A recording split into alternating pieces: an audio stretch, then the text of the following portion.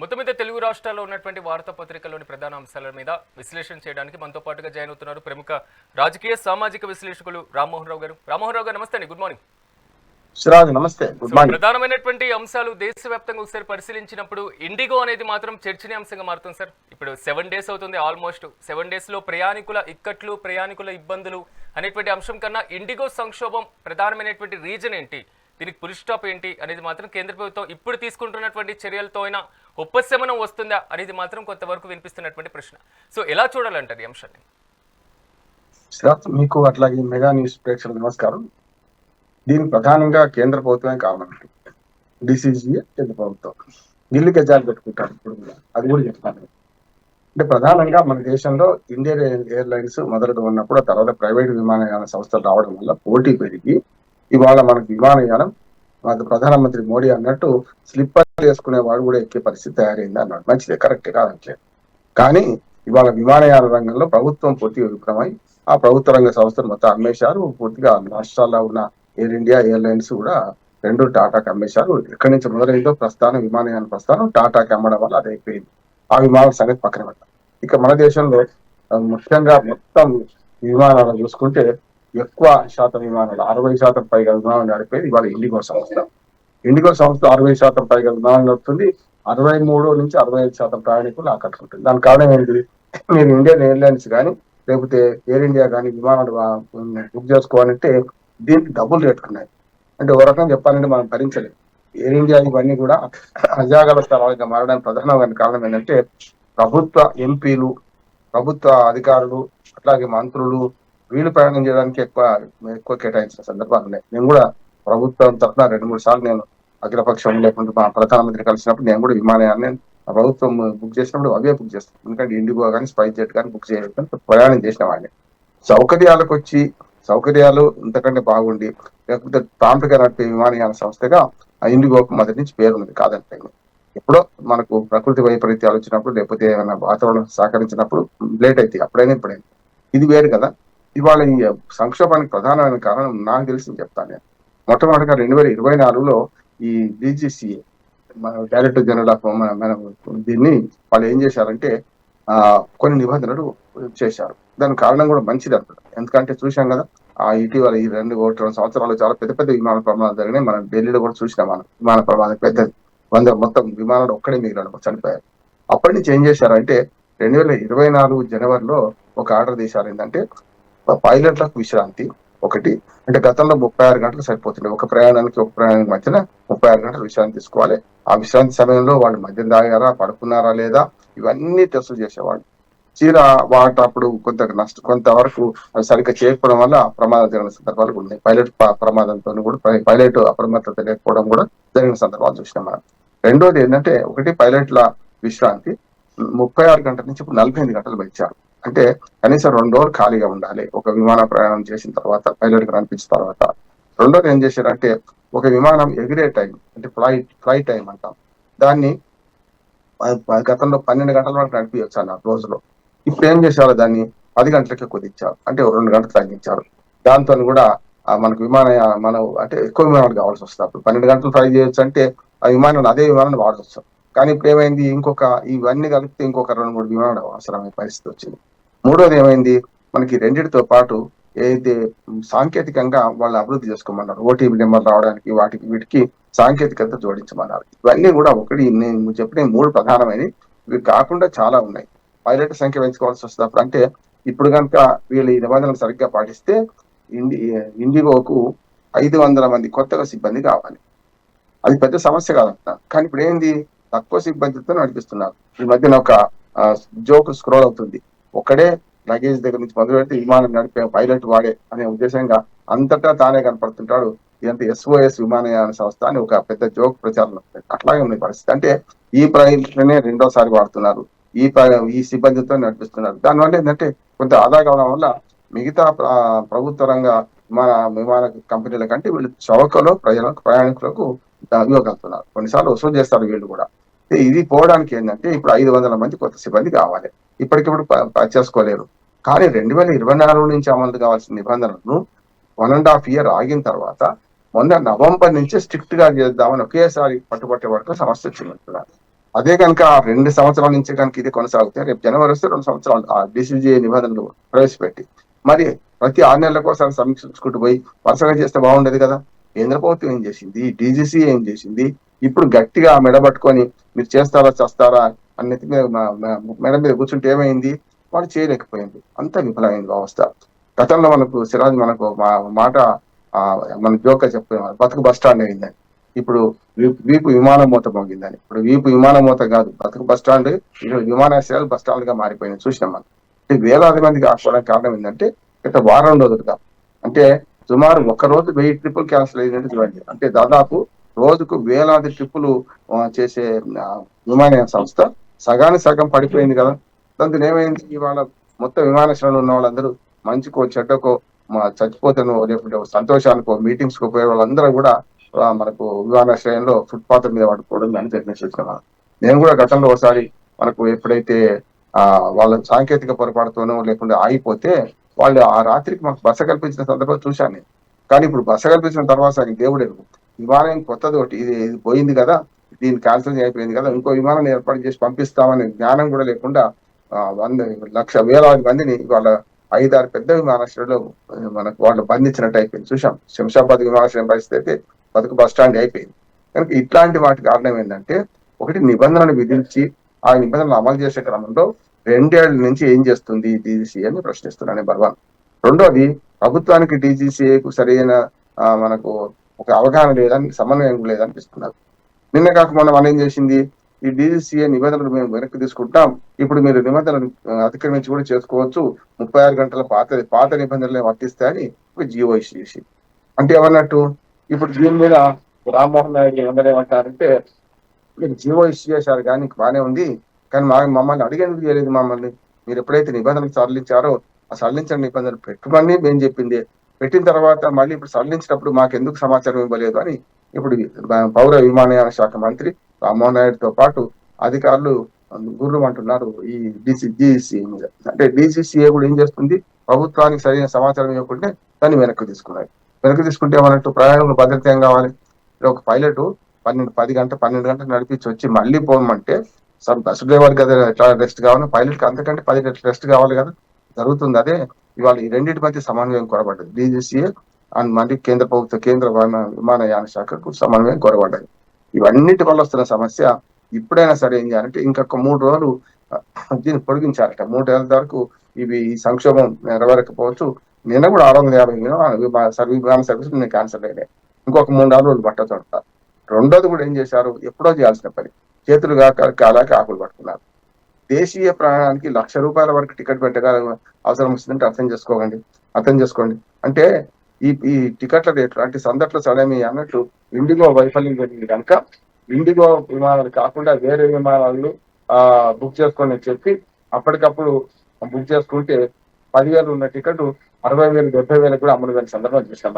అప్పుడు ఏమైనట్టు మనకు దీన్ని కూడా కంట్రోల్ చేయలేకపోయింది కదా.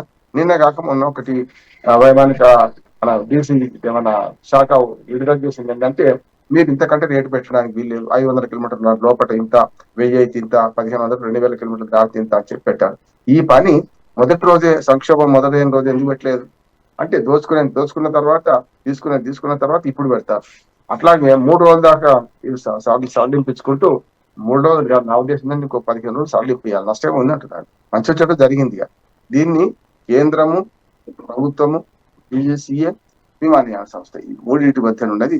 నేను విమానయాన సంస్థ కూడా చెప్తున్నాను ఏంటంటే, డీజీసీఏ నిబంధనలు కనీసం జనవరి 1 నుంచి పాటించాలి. 20 రోజులు సడలింపు ఇవ్వాలి.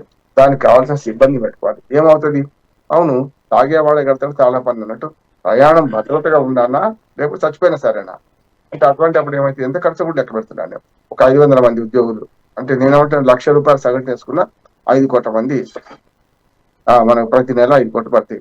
అంటే మా అంటే 60-70 కోట్లు, 100 కోట్ల కానీ 100 కోట్ల రూపాయల ఖర్చు కోసం వాటి డీజీసీఏ నిబంధనలు కాదని తక్కువ సిబ్బందితో విమానయాన సంస్థ నడుస్తుందంటే అర్థం చేసుకోవచ్చు. దీన్ని ఉద్యోగ కల్పన కోసమే కాదు, ప్రయాణికుల భద్రత రీత్యా చూసినా కూడా తప్పక ఈ ఉద్యోగులు పెట్టుకోవాల్సిందే.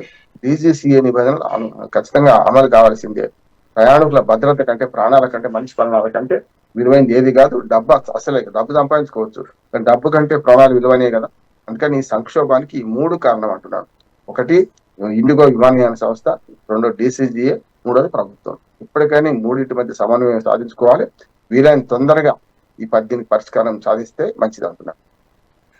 ఇంకోటి కూడా రామ్మోహన్ రావు గారు, ఈ రోజు నుంచి గ్లోబల్ సమ్మిట్ ప్రారంభం కాబోతోంది. ఈ నేపథ్యంలో రాష్ట్ర ప్రభుత్వం ప్రతిష్టాత్మకంగా తీసుకుంది. గత 2-3 రోజుల నుంచి కూడా దీనికి సంబంధించినటువంటి చర్చ విపరీతంగా మారుతున్నటువంటి పరిస్థితి మనం కూడా డిస్కషన్ చేసాం పలు సందర్భాల్లో. సో మొత్తం మీద 44 దేశాలకు సంబంధించినటువంటి ప్రతినిధులు రాబోతున్నారు అనేది మాత్రం రాష్ట్ర ప్రభుత్వం దీనికి సంబంధించి కీలకంగా తీసుకుంది. ఈ నేపథ్యంలో ఎలాగ తెలంగాణ మీద ప్రభావం చూపించేటువంటి అవకాశం ఉందంటారు? తెలంగాణ మొత్తం మీద పెట్టుబడుల విస్తరణ, పెట్టుబడుల కేంద్రీకరణ కాకుండా సో వికేంద్రీకృతమైనటువంటి పెట్టుబడుల దిశగా, అభివృద్ధి దిశగా ప్రభుత్వం అడుగులు వేయబోతుందా? ఎలాంటి ప్రభావం పడేటువంటి అవకాశం ఉంది? తినబోతూ రుచి చెప్పలేం కానీ నా ఉద్దేశం ఏంటంటే స్థిరాన్ని అందరూ ఆహ్వానిద్దాం. స్పష్టంగా ఒక కోడలు అన్నదట, మా అత్త నేను కొడుకుని గంట అని. కొడుకుని గంట అన్న, బిడ్డని గంట అన్నా కూడా అత్త ఎవరైతే భ్రష్టాత్త అయితే ఉండదు కదా, తనకు మనవరాలు గుట్టాలని కోరుకుంటది కదా, ఇది అంతే. మనందరం కూడా పార్టీలకు అతీతంగా, వ్యక్తులకు అతీతంగా, సిద్ధాంతాలకు అతీతంగా నా గ్లోబల్ సమ్మిట్ ను ఆహ్వానించాలి. ఈ గ్లోబల్ సమ్మిట్ ఏం జరగబోతుంది అనే దాన్ని మీరు అన్న వికేంద్రీకరణ సిద్ధాంతం పూర్తిగా నేను సమర్థిస్తున్నాను. ఎందుకంటే ఇప్పటికే హైదరాబాద్ ఆక్టోబర్లో పెరిగిపోతుంది. ఒక రకంగా నగరాలు నరకాలుగా మారిపోతుంది. ఆ లెక్కన కూడా మన హైదరాబాద్ చాలా బాగున్నది. ఇప్పటికి మిగతా నగరాలతో పోల్చుకుంటే ఢిల్లీ కాలుష్యము, బొంబాయి ఏమో విస్తరణకు అవకాశం లేదు, అటుపోతే చెన్నై కూడా విస్తరణకు అవకాశం లేదు. ఉక్కపోత, ఆ వాతావరణం పనికిరాదు ఎవరికి కూడా. కలకత్తా ఎప్పుడో కునారిల్లిపోయింది. బ్రిటిష్ కాలంలో ఒక వెలుగు వెళ్ళిన కలకత్తా పనికి రాకుండా పోయింది. ఇక బెంగళూరు మనం పోటీ, బెంగళూరులో ట్రాఫిక్ సమస్య. ఇవన్నీ గమనిస్తే ఉన్న 6 నగరాలలో మనం బెటర్ అని అర్థమైంది. దీన్ని ఇంకా నాశనం చేస్తామా, మంచి చేస్తామా అని ఆలోచించాలి. నెంబర్ 1 హెల్త్ పాలసీ ఇవన్నీ చేస్తున్నాం కాదంటలేదు. అట్లాగే తెలంగాణను 3 డివిజన్లకు చేయడం, 3 డివిజన్లు అంటే మన ప్యూరు రేరు అనే దాని మీద విభజించడం చాలా మంచిది అంటున్నాను. ఇక ఈ గ్లోబల్ సమ్మిట్ ఎందుకంటే ఇవాళ మధ్యాహ్నం 1:30కు ప్రారంభం అవుతుంది. ప్రముఖులు చాలా మంది వస్తారు. ఊదర కొట్టింది కానీ ఎవరు వస్తున్నారంటే మన ఇంటే మంటికైనా ఇంటోడు కావాలని సామెత. ఇప్పుడు మన గవర్నర్ గారే వస్తున్నారు, ముఖ్య అతిథి ఆయనే, ఇంకెవరు కాదు. ప్రధానమంత్రి రావడం లేదు, ఆఖరికి మన మల్లికార్జున ఖర్గే రావడం లేదు, రాహుల్ గాంధీ రావడం, ప్రియాంక గాంధీ నాకైతే తెలిసి ఇప్పటికైతే వస్తలేదు అనుకుంటున్నాను. ఖర్గే మాత్రం ఉత్తరం పెట్టాడు అభినందన తెలియజేసుకుంటూ. ఇక లోకల్ ప్రతిపక్ష నాయకులు పిలవలేదు వాళ్ళు. ఇవన్నీ చూస్తే మనకు అర్థమైంది ఏంటంటే చివరికి గవర్నర్ గారు ముఖ్య అతిథి, మన రేవంత్ రెడ్డి గారేమో ఇవాళ మన కార్యక్రమం నడిపించే తయారైంది. చాలా ఏర్పాట్లు మాత్రం చాలా తొందరగా చేశారు. నా ఉద్దేశం ఏంటంటే ఇంత తిరుగుతూ కూడా రేవంత్ రెడ్డి ఇప్పుడు దాదాపు నిన్నటి దాకా ఎలక్షన్ సభలే అనుకోవాలి. నా ఉద్దేశం అంటే అధికారిక కార్యక్రమాలు పేరు పెట్టి దాదాపు 6 చోట్ల ఇప్పటికి 6 సభలు జరిపారు. వరుసగా జరుగుతున్నాయి, పంచాయతీ ఎన్నికలు జరుగుతున్నాయి. ఈ క్రమంలో ఈ ఏర్పాట్లు మాత్రం చాలా చురుగ్గా జరిగినాయి, చాలా బాగా జరిగినాయి.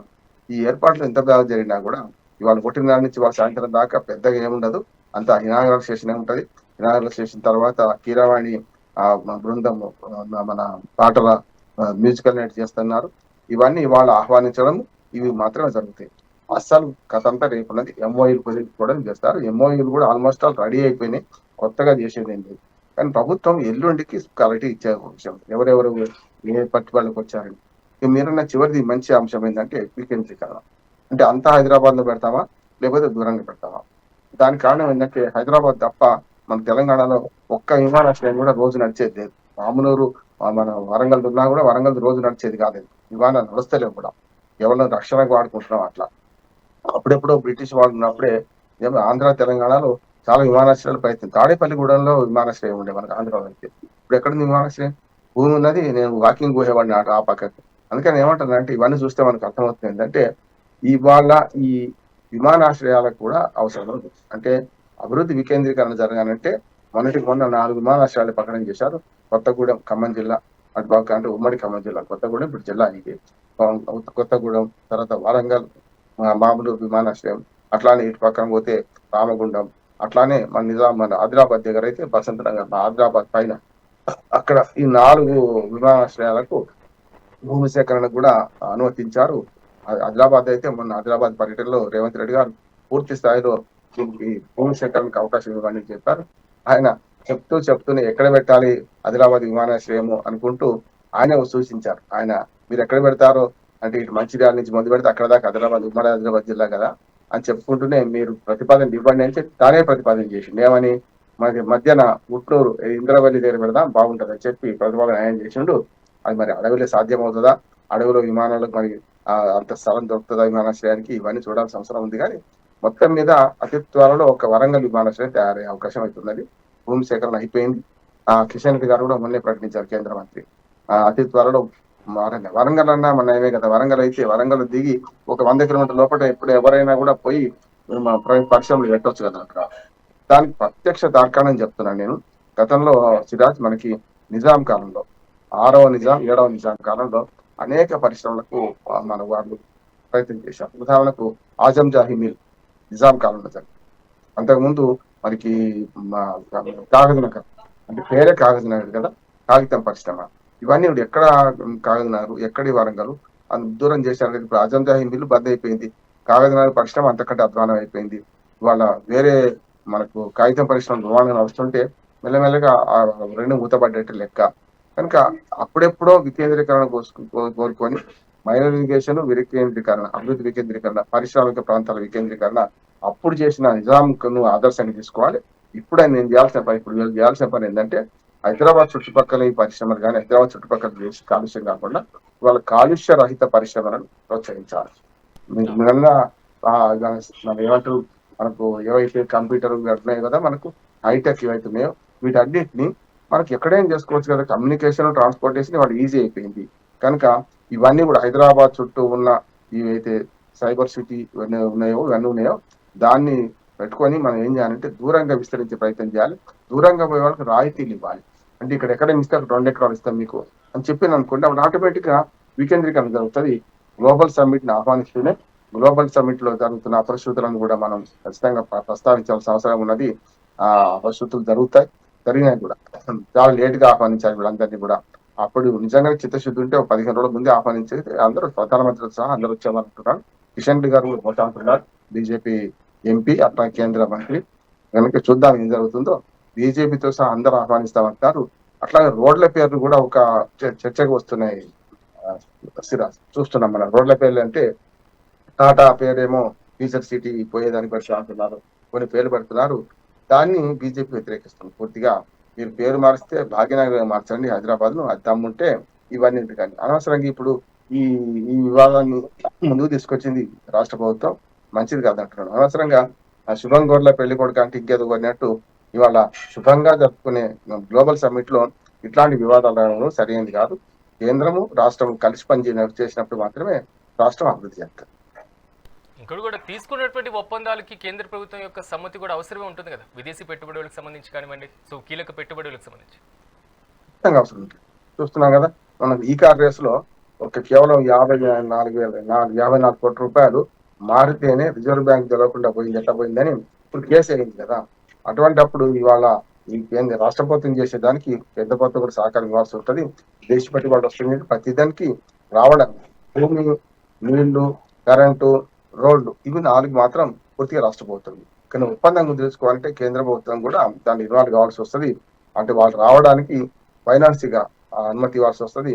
అట్లాగే రక్షణ పరంగా కూడా అనుమతి ఇచ్చాల్సి వస్తుంది. కనుక ఆ 2 అనుమతులు కేంద్ర ప్రభుత్వం నామకే వాస్తే, ఆ అనుమతులు పెట్టుబడి పెడతా అంటే కేంద్ర ప్రభుత్వం ఇవ్వకుండా ఎట్లా ఉండదు, ఉంటే కూడా తప్పు అవుతుంది. కనుక కేంద్ర ప్రభుత్వం ఇవ్వాల్సిందే.